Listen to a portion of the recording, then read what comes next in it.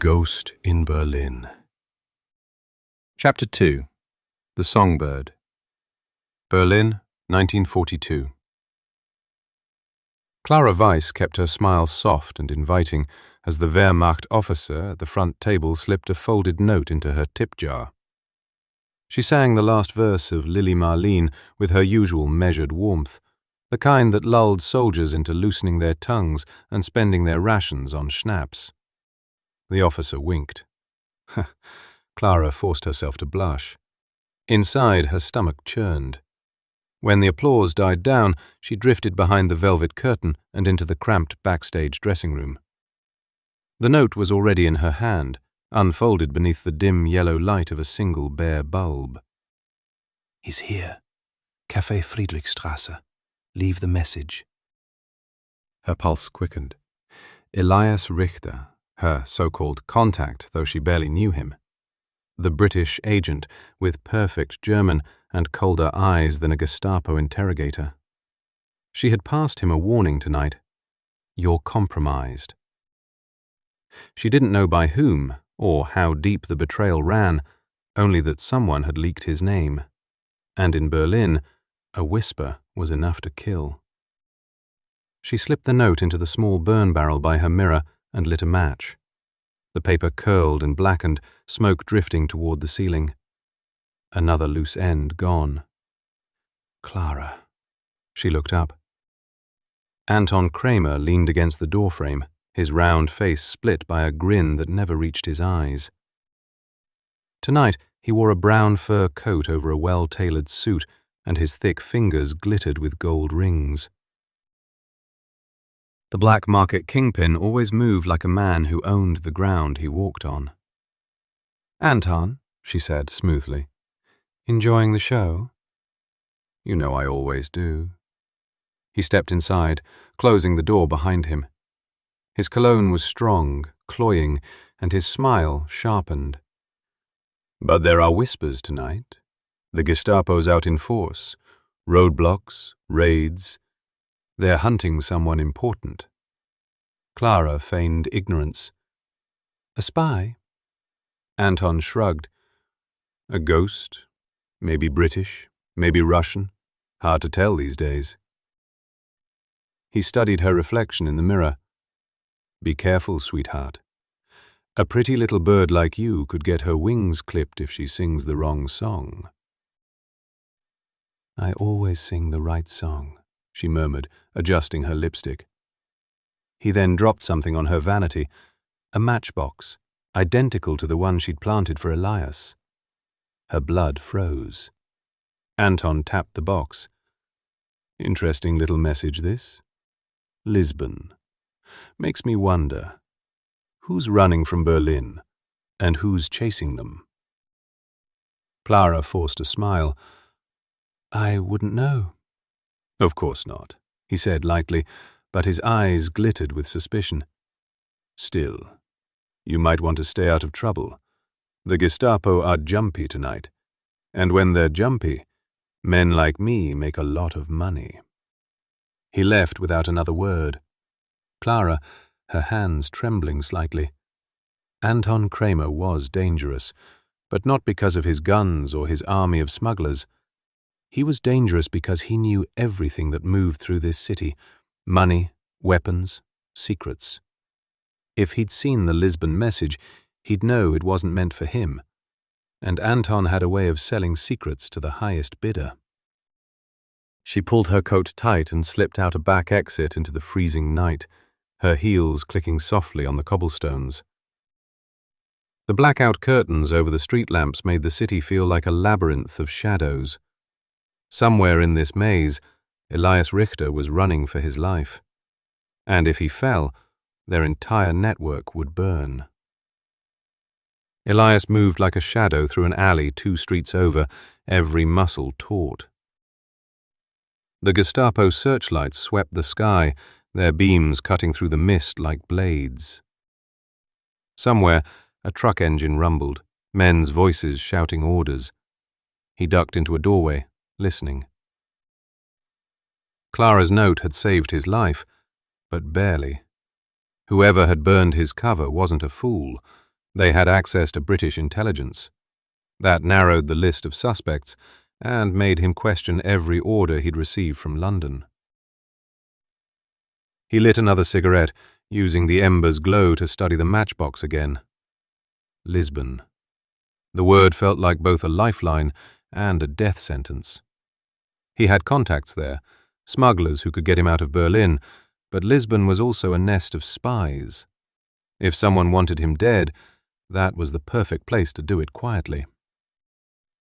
A faint whistle echoed down the street. A single, drawn-out note. Elias froze. That was a signal. Resistance operatives used it to warn of nearby patrols. He slipped deeper into the alley and spotted a shadowy figure leaning against a lamppost ahead. Her crimson scarf gave her away instantly. Clara. She didn't wave or speak. She simply tilted her head, then turned and started walking. Elias followed. They slipped through a maze of narrow back streets, finally ducking into a boarded-up tenement. Inside, the air smelled of damp brick and dust. Clara lit a candle, revealing a cramped, abandoned apartment. "You're compromised," she said, her voice low. "I figured that out when the Gestapo tried to shoot me," Elias replied dryly, stripping off his gloves. "They raided 3 safe houses tonight," she continued. "Anton Kramer knows something. He found your message." Elias's jaw tightened. "Anton's a vulture. He'll sell it to whoever pays the most." "Then we need to move. Now." Clara handed him a folded map. "There's a train leaving in 6 hours. You get to Hamburg, then Lisbon. You know the route." Elias studied her face. She was calm, but there was tension in her eyes, a flicker of fear she was trying to hide. "You're not coming with me." "I'm staying," she said firmly. "If they think you fled Berlin, they'll focus on you. That gives the resistance time to move." He shook his head. "Clara, you won't survive neither will you if we waste time arguing." Before he could respond, a floorboard creaked in the hallway outside. Clara blew out the candle. The darkness swallowed them. Clara's hand gripped Elias's arm in the dark. Neither moved. The creak came again, closer this time.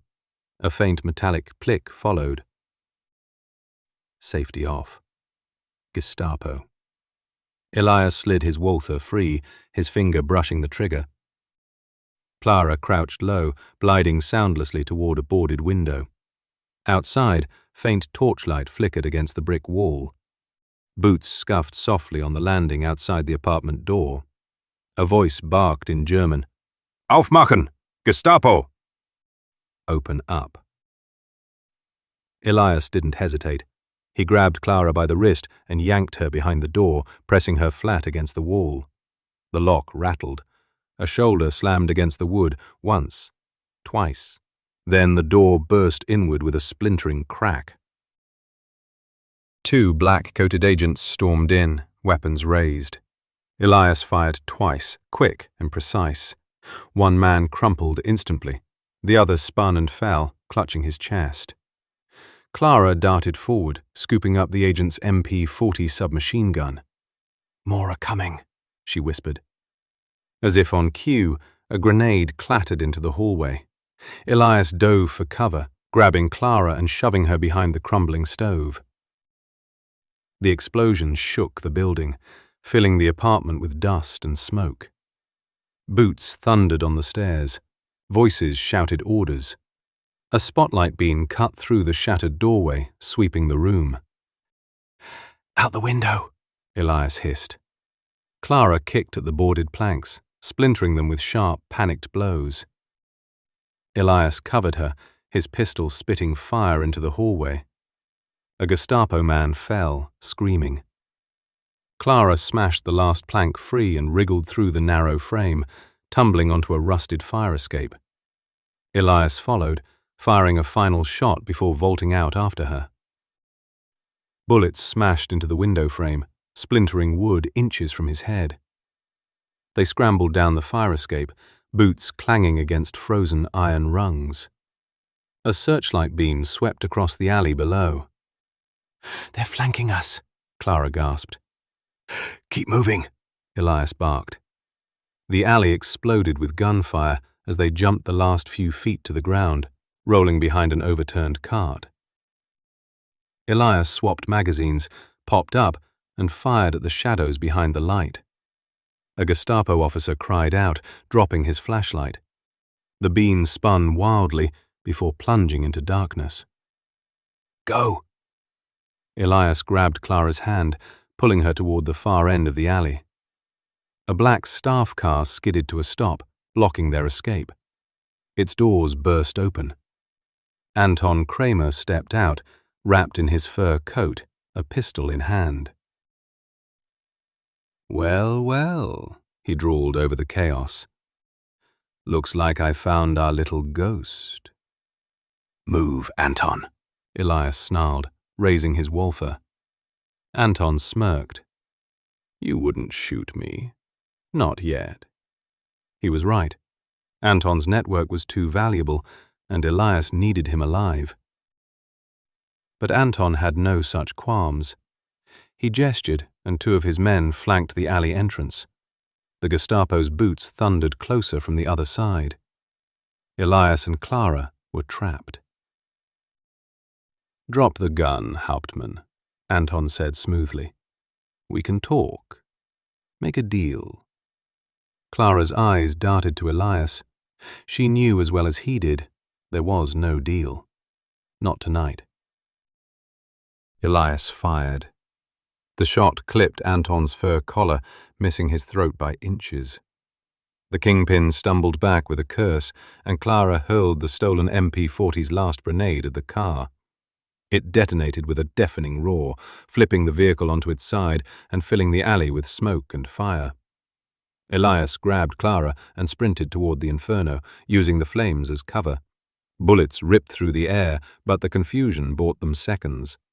They dove through a shattered doorway into another building, crashing through abandoned hallways and stairwells until they burst out onto a quiet side street. Both were gasping for breath, their clothes torn and blackened with soot. "You shot at Anton Kramer," Clara panted. "I missed Anton Kramer," Elias corrected grimly. "On purpose." Clara shot him a sharp look. "And now he knows whose side you're on." Elias scanned the empty street. "Everyone in Berlin knows whose side I'm on. That's the problem." In the distance, more sirens wailed. They needed to vanish, now. "Lisbon," Elias muttered, clutching the matchbox in his pocket. "It's the only way out." Clara hesitated. "If you run, they'll tighten their grip on us here. The resistance—" "Won't survive if I'm dead," Elias cut in. They locked eyes, both aware of the truth neither wanted to say out loud. Tonight, they'd made enemies of everyone.